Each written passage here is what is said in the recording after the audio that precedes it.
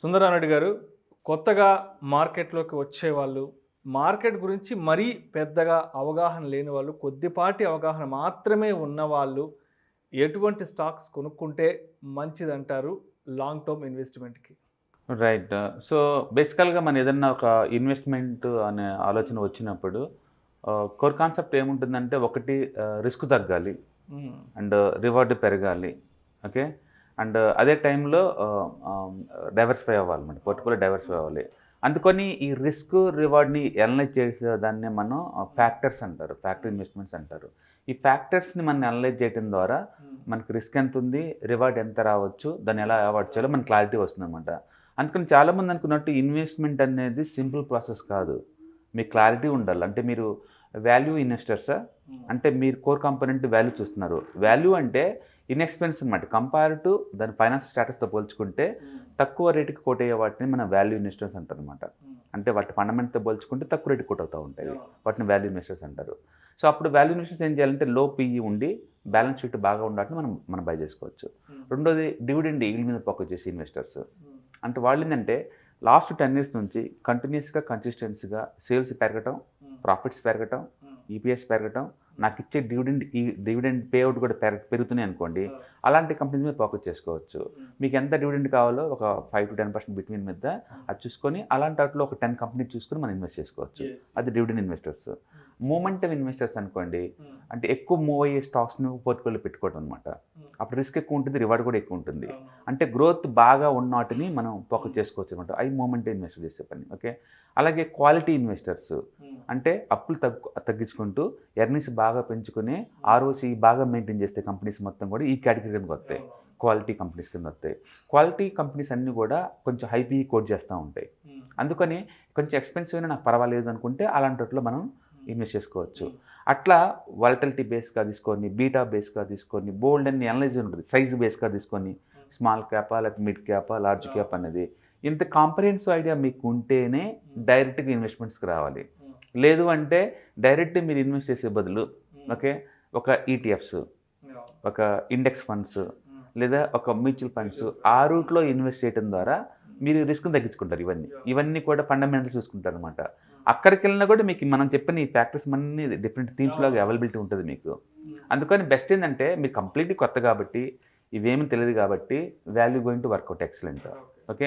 ఈ value stocks అన్నీ కూడా లార్జ్ క్యాప్ కంపెనీలో గనుకుంటే మనం దాంట్లో తీసుకోవచ్చు. హ్మ్. బెస్ట్ థింగ్ ఏందంటే మీరు కంప్లీట్‌గా కొత్త అనుకున్నప్పుడు ఒక ఈటీఎఫ్ దొరుకుతుంది.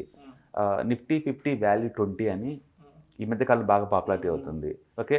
అందులో ఏంటంటే మంచిగా వాల్యూ ఉండి బాగా ఉండే కంపెనీ లిస్ట్ వస్తుంది 20. హ్మ్. నిఫ్టీ అంటేనే నీకు ఇయర్‌లీ 13% వచ్చే ఇండెక్స్. యాహ్! అవును. ఎవ్రీ 3 ఇయర్స్‌కి ఆల్ టైమ్ హైకి వెళ్ళిపోద్ది. అందులో మళ్ళీ వాల్యూ 20 హ్మ్. అంటే ఎక్సలెంట్ కాంబినేషన్ అనమాట. అవును. అందులో సింపుల్‌గా మీరు ఇన్వెస్ట్ చేయడం ద్వారా హ్మ్. సింగిల్ క్లిక్ తోటి 20 కంపెనీస్ బెస్ట్ కంపెనీస్ బై చేసుకోవచ్చనమాట. హ్మ్. లాంగ్ టర్మ్‌లో మంచి మనీ వస్తుంది. యెస్. ఇది యెస్. వాల్యూ 20 నిఫ్టీ వాల్యూ 20 అనేది ఈటీఎఫ్ ఫార్మాట్‌లో దొరుకుతుంది. ఇండెక్స్ ఫండ్ ఫార్మాట్‌లో దొరుకుతుంది. హ్మ్. మీరు ఆ 2 ఏ రూపంలోనైనా మీరు బై యెస్. చేసుకోవచ్చు. యెస్. లేదు సొంతంగా స్టాక్స్ కొనాలనుకుంటే మాత్రం మీకు డైరెక్ట్‌గా లార్జ్ క్యాప్ స్టాక్స్‌లో హ్మ్. రెగ్యులర్‌గా మీరు బాగా ఇనే కంపెనీస్ మనం ఇన్వెస్ట్ చేసుకోవచ్చనమాట. ఓకే. హ్మ్. లైక్ రిలయన్స్, ఏషియన్ అవును. పెయింట్స్ ఇలాంటివి తీసుకోవచ్చు. జనరల్‌గా ఏంటంటే మీరు స్క్రీనర్స్‌కెళ్తే గనుక అక్కడ హ్మ్. మోస్ట్ పాపులర్ థీమ్స్ ఏమి దొరుకుతాయంటే కాపీ కన్ ఇన్వెస్ట్‌మెంట్ స్ట్రాటజీ అవును. ఒకటి, హ్మ్. క్యాన్సిలమ్ ఇన్వెస్ట్‌మెంట్ స్ట్రాటజీ అని 2 దొరుకుతాయి. హ్మ్. కాపీ కన్ అంటే ఏంటంటే గత 10 ఇయర్స్ నుంచి ఓకే. యాహ్! ఆర్ఓసీ, ఆర్ఓఈ బాగున్న కంపెనీస్ అండ్ సేల్స్ బాగా పెరుగుతున్న కంపెనీస్ హ్మ్. గత 10 ఇయర్స్ నుంచి ఎగ్జిట్ ఉన్న కంపెనీస్ దొరుకుతాయన్నమాట లిస్టు. అవును. అలాంటోట్లో మనం ఇన్వెస్ట్ చేసుకోవచ్చు. అయి బై అండ్ ఫర్గెట్ అవన్నీ. హ్మ్. కాపీ క్యాన్‌లో ఏంటంటే సేల్స్‌తో పాటు, ప్రాఫిట్స్‌తో పాటు, హ్మ్. మేనేజ్మెంట్ ఎఫిషియన్సీతో పాటు stock should be trading around 52 weeks high అనమాట. హ్మ్. ఆ థీమ్‌లో దొరుకుతాయి. యాహ్! అందులో ఉన్న స్టాక్స్‌లో మీరు ఇన్వెస్ట్ చేసుకోవచ్చు. హ్మ్. అసలు మీకేం తెలీదనుకోండి, మోనోపొలీ కంపెనీలు తీసుకోండి. హ్మ్. టాప్ మోస్ట్ కంపెనీస్ తీసుకొని ఒక్కొక్క సెక్టార్ నుంచి ఒక్కో దాంట్లో ఇన్వెస్ట్ చేసుకోవచ్చు. ఓకే. అట్లా ఇన్వెస్ట్‌మెంట్‌ని సింప్లిఫై మనం చేయలేము. హ్మ్. బట్ బేస్డ్ ఆన్ మీ risk profile and returns right. Diversification బేస్‌గా తీసుకొని హ్మ్. మనం డిస్కస్ చేసిన ఏ థీమ్‌లో అయినా హ్మ్. మీరు ఇన్వెస్ట్ చేసుకోవచ్చు.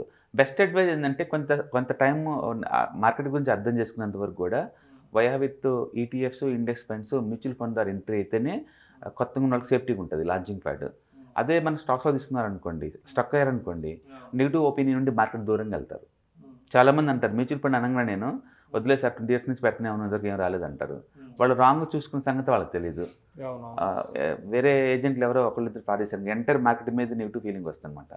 అందుకని బిగినర్స్ డైరెక్ట్గా స్టాక్స్ కొని దాని బిహేవియర్ తెలియకుండా స్టక్ అయ్యే బదులు వయా ఈ రూట్లో వస్తే కనుక బాగుంటుంది.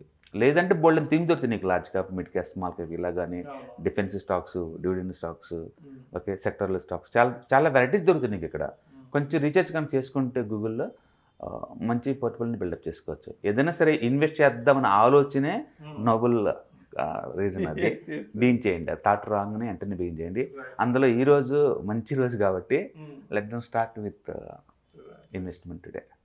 Thank you sir. Thank you so much Sundaranaidu గారు. కొత్తగా మార్కెట్లకు అడుగుపెట్టే వాళ్ళు ఎటువంటి స్టాక్స్ పిక్ చేసుకోవచ్చు అంశం గురించి మీ విశ్లేషణ ద్వారా చాలా చక్కగా. Thank you so much sir. Thank you sir.